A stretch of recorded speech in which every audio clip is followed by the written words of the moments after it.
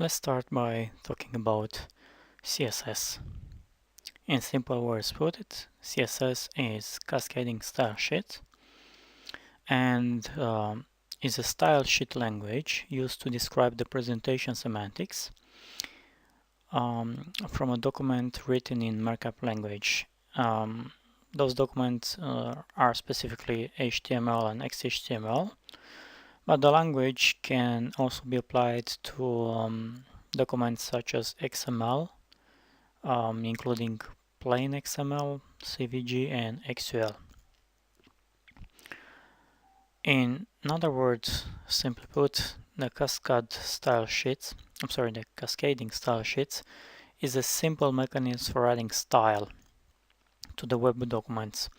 Styles such as fonts, color, spacing,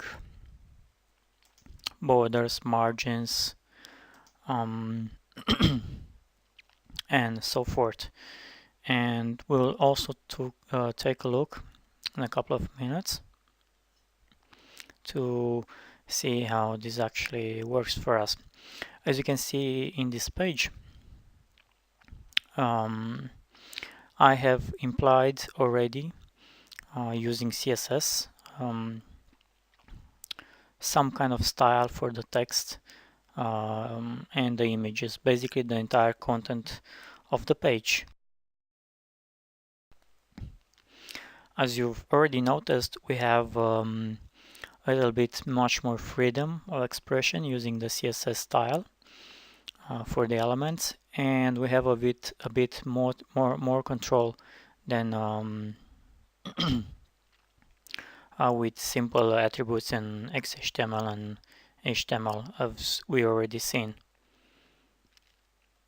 If we are going to take a look at the style itself, well, this is a simple CSS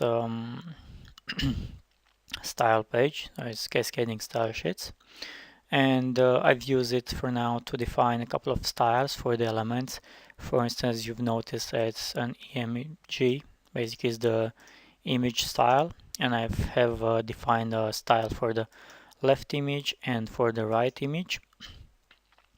I've used the CSS as well to control the alignment to the left or to the right if we're going to take a look on the XHTML page, meaning within the code. I'm going to see that within the code itself, where I have the image element, I do not see any longer the attributes with it, or height, or align. Right, that we've used previously to align the code to the left or to the right. Instead, we actually turn to the help of CSS, and we define here an image for the left and one for the right with appropriate attributes and values. Actually, in this case are called properties and values.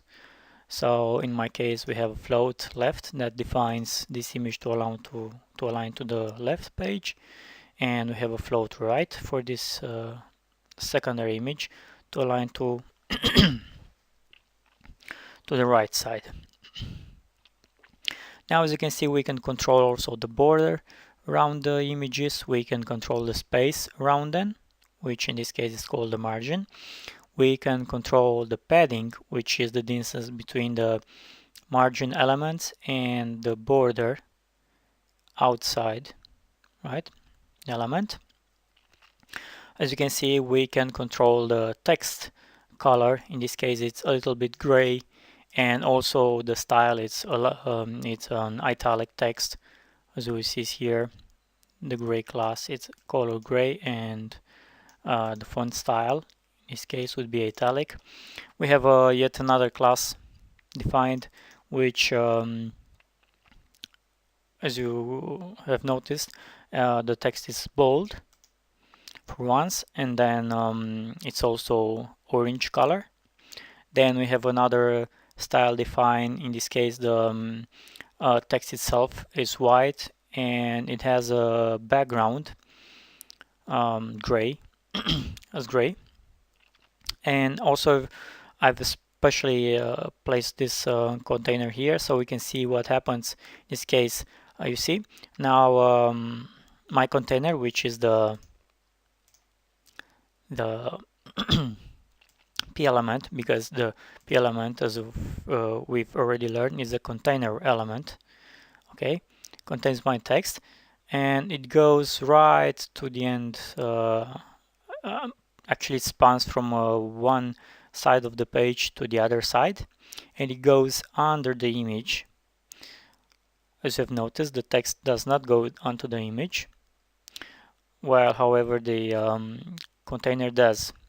We will take a look again on this specific issue, and we'll have a special lesson called container behaviors.